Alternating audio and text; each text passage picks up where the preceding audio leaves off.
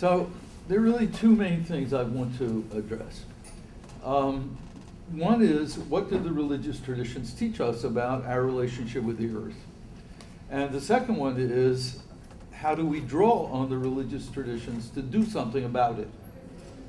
It was one of the great rabbis in a small cluster of rabbis who were hiding in an attic from the Roman army 2,000 years ago, because the Roman Empire had forbidden people on pain of death either to study Torah or to do action of Torah.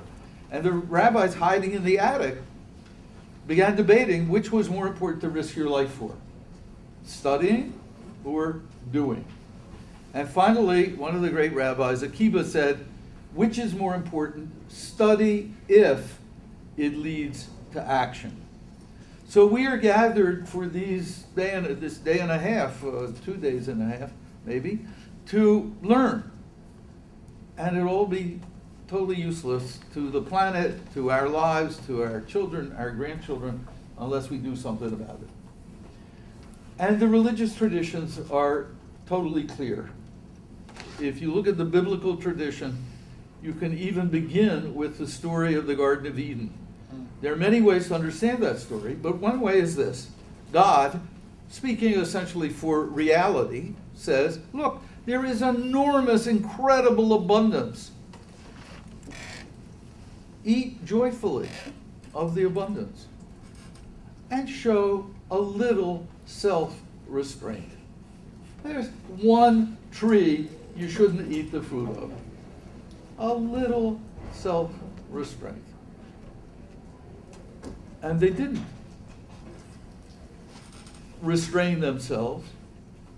And the result was the abundance disappears, and at the end of the story of the Garden of Eden, God says, well, you're going to have to work with the sweat pouring down your face in order to get barely enough food from the earth in order to eat, because the earth will give forth thorns and thistles, because you were so greedy that you couldn't restrain yourselves even a little. So this is the story of the Gulf of Mexico 4 months ago, right? Enormous, amazing abundance. And a little self-restraint. You don't have to pierce 1 mile down into the floor of the ocean to get the last dribbles of oil. And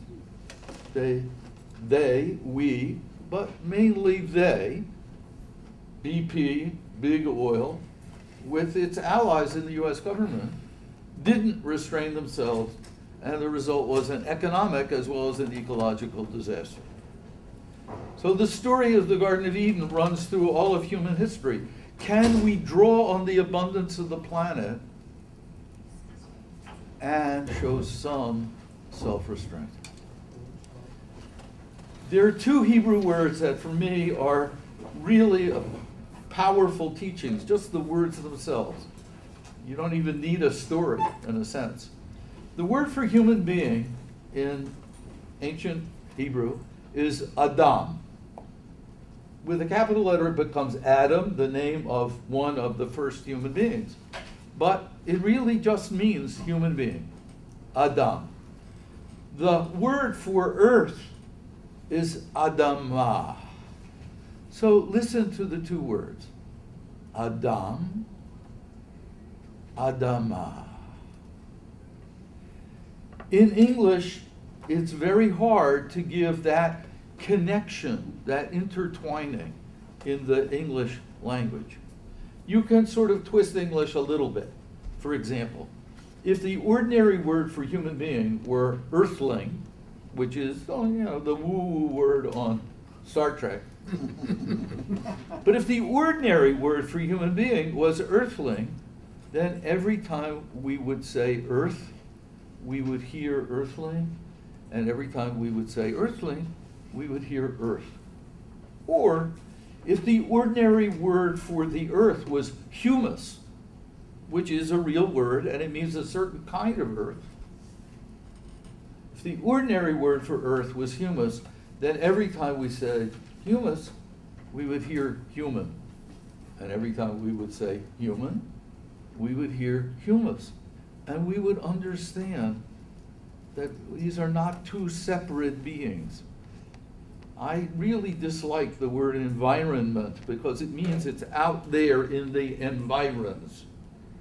And I really love this sense of Adam, Adama, earth, earthling, human, humus, what it teaches us. There are three major stories in the Hebrew Bible that might be very useful for us for what we're taught to do, and then maybe how we can actually go about doing it. There are two great stories about ecological disaster. One of them is the story of the flood. And in the story of the flood, it seems as if something had gone wrong with the way the whole human race is behaving to bring total ecological disaster on the planet. Everybody in that story is responsible. There's another great story about ecological disaster. That's the story of Pharaoh and the Exodus and what we call the 10 plagues. But think about what the plagues were, right? The land swarming with locusts, the rivers turned undrinkable, frogs everywhere, a hailstorm, which the Bible says unprecedented in all the history of Egypt. This is ecological disaster. The hailstorm is a climate crisis. And the 10 plagues are all of them like that. But these are not brought on by the human race as a whole. They're brought on by the arrogant power of Pharaoh, who in oppressing human beings, enslaving human beings, also turns out to try to enslave the earth, which rebels. Not just human beings and not just God rebel, but God encompassing human beings and the earth rebel. And that's what shatters Pharaoh's power. And there's one important strand of the biblical tradition, which is a teaching about self-restraint and joyful self-restraint, not beating yourself up, but joyful self-restraint. And that's the tradition of Shabbat, the Sabbath, the sabbatical year, and the Jubilee. The tradition of Shabbat, the Sabbath, was 1/7 of the time, one day out of every 7, just pause. You take a rest, let the earth take a rest, don't make the earth work, and you yourself shouldn't work, and there is a kind of freedom involved in that pause. And the biblical tradition, especially, but not only in Leviticus chapter 25, says every 7th year, for an entire year, let the earth rest. One of the crucial lines from that passage is on what we call the Liberty Bell. It says, proclaim liberty throughout the earth to all the inhabitants thereof. All, notice, not just the human beings, all the inhabitants thereof. And the liberty it's talking about is not like freedom of the press. It's the liberty to pause from work and making the earth work. We sort of maybe remember the sabbatical year and the Jubilee tradition. But chapter 26 of Leviticus, the next chapter, says, so what happens if you don't let the earth rest? And the answer is, the earth gets to rest anyway, on your head. Through drought, through famine, through plague, through exile. It's like the law of gravity. The earth does rest. And either you can rest with the earth joyfully and celebrate, or you can try to make the earth work when it should have a chance to rest. And in that case, the earth will rest and disaster will be the result.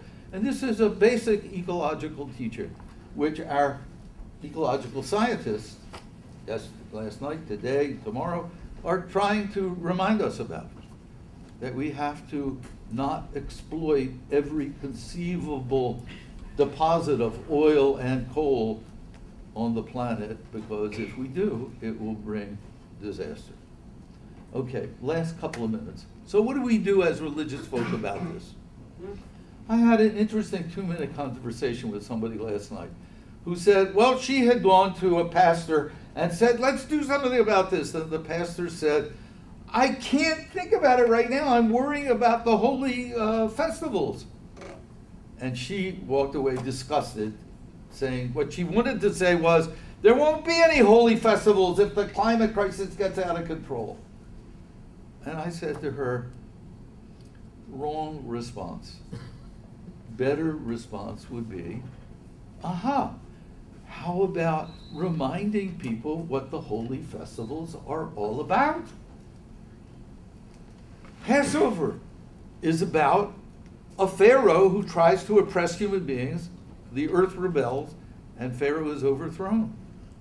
The Sabbath, whether it's Saturday or Sunday or in the Muslim community, not exactly Sabbath, but a communal gathering for Jumat, the Friday prayer, is about the chance to pause, to take joy.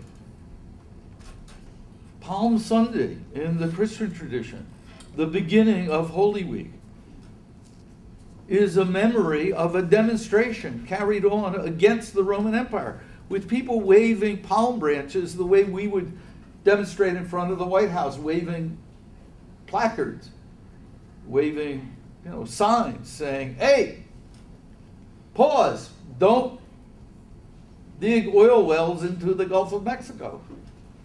Disaster will come, and it did, right? That's what Palm Sunday was. What about reviving that sense of Palm Sunday?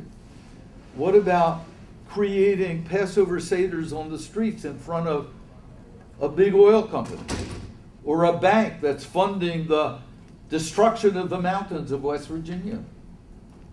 In other words, what about turning our religious practices, our symbols, our ceremonies, our rituals, powerful stuff, into affirming God's creation, which is where they began, those rituals?